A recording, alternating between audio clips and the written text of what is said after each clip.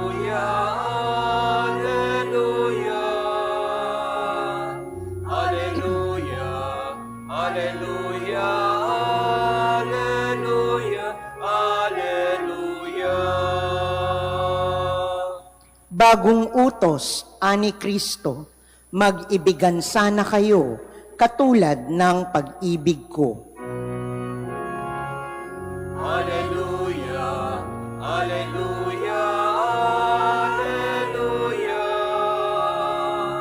Alleluia, Alleluia, Alleluia, Alleluia. Sumainyo ang Panginoon. At sumaiyo rin, Ang mabuting balita ng Panginoon ayon kay San Mateo. papuri sa iyo, Panginoon. Noong panahong iyon, sinabi ni Jesus sa kanyang mga alagad, "Narinig na ninyong sinabi, ibigin mo ang iyong kaibigan at kaputan mo ang iyong kaaway. Ngunit ito naman ang sabi ko, ibigin ninyo ang inyong mga kaaway at idalangin ninyo ang mga umuusig sa inyo, upang kayo'y maging tunay na anak ng inyong amang nasa langit. Sapagkat pinasisikat niya ang araw sa masasama at sa mabubuti, at pinapapatak niya ang ulan sa mga banal at sa mga makasalanan. Kung ang mga umiibig sa inyo ang siya lamang ninyong iibigin, ano pang gantimpala ang inyong hihintayin? Hindi ba't ginagawa rin ito ng mga publikano? At kung ang binabati lamang ninyo'y ang inyong mga kapatid, ano ang nagawa ninyong higit kaysa iba? Ginagawa rin iyon ng mga hintil. Kaya dapat kayong maging ganap, gaya ng inyong amang nasa langit." Ang mabuting balita ng Panginoon. Pinupuri ka namin, Panginoong Heso Kristo. Isang magandang umaga po sa inyong lahat. Ngayon po ay Martes ng ika-11 linggo sa karaniwang panahon. Ano po ang inyong gagawin kung sakaling isa kayo sa anak ni Nabat na sa ating unang pagbasa ay pinapatay ni Jezebel, yung asawa ni Akab, para lamang makuha yung lupain ni Nabat. Kapritsyo, no? Yung si hari na ito, no? Haring Akab, ay hindi niya nakuha o hindi niya napilit si Nabat na ibigay sa kanya yung kanyang ubasan. Kaya siya ay nagmukmok. Ang ginawa ni Jezebel o na kanyang asawa, gumawa ng paraan, gumawa ng kwento para mapatay o maparusahan ng kamatayan si Nabat, at dahil patay na si Nabat, nasa kanila na ngayon ang ubasan ni Nabat. Ngayon, sa unang pagbasa, sabi dito, no, parurusahan ng Panginoon itong si Haring Akab, ganun din naman si Jezreel sa kanilang kawalang hiyaan o kalapastanganan.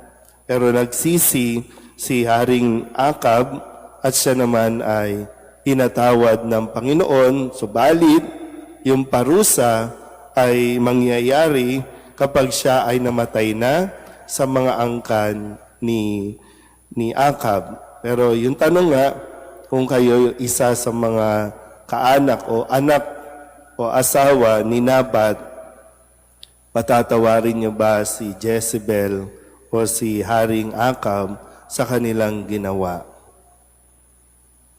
Kasi ito yung matinding hamon sa ating ebanghelyo ngayong araw na ito, na sinasabi ni Kristo na hindi lang yung kaibigan ang ating iibigin, kundi maging ang mga kaaway.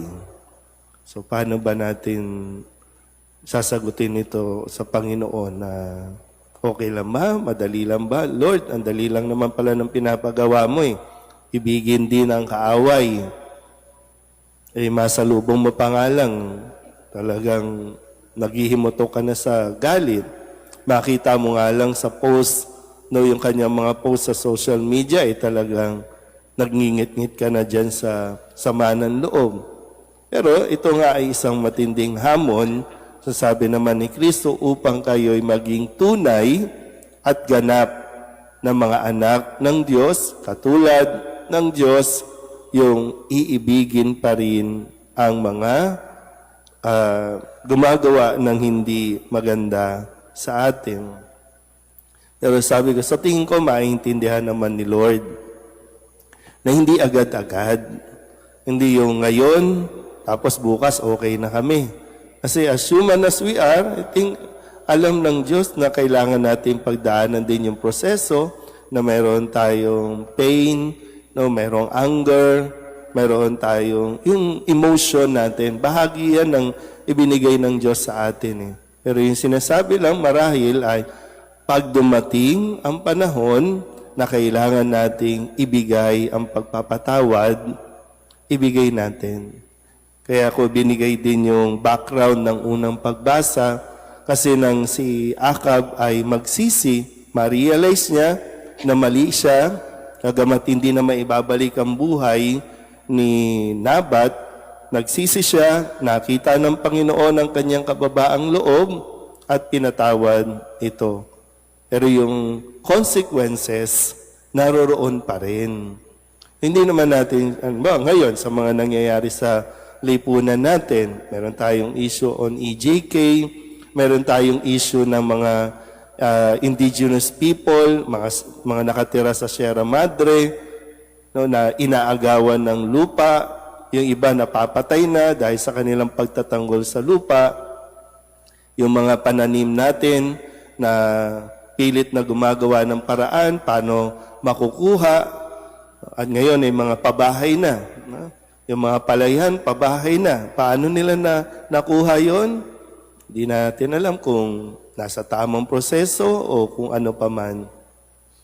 Pero tandaan natin, nasa Diyos, walang makaliligtas sa kanyang paningin. Siya lang din ang pwede nating lapitan na magtanggol sa atin. Siya lang din ang ating pwedeng kapitan sa mga panahon na gusto na nating gumanti. Gusto na nating gawin sa kanila yung ginawa nilang pagpapahirap sa atin. So ito naman, no? Kaya kailangan talaga natin ng iba yung dasal, humingi ng tulong at lakas sa Diyos para nang sa ganon, isang araw, ulitin ko po, no? Hindi naman, no? Hindi tayo si Kristo na mismong doon sa krus ay nagpatawad. Hindi tayo si Kristo. Pero yung hamon ay binibigay sa atin na pag dumating yung oras at araw, nahihingi na ito sa iyo. Matapos na, sige, damahin mo muna yung sama ng loob, yung lungkot, damahin mo muna. Pero pag dumating yung araw na iyon, palayain mo na ang iyong sarili sa pamamagitan ng pagsunod sa sinasabi ni Kristong, ipanalangin ang mga umuusig at umaaway sa atin. Amen.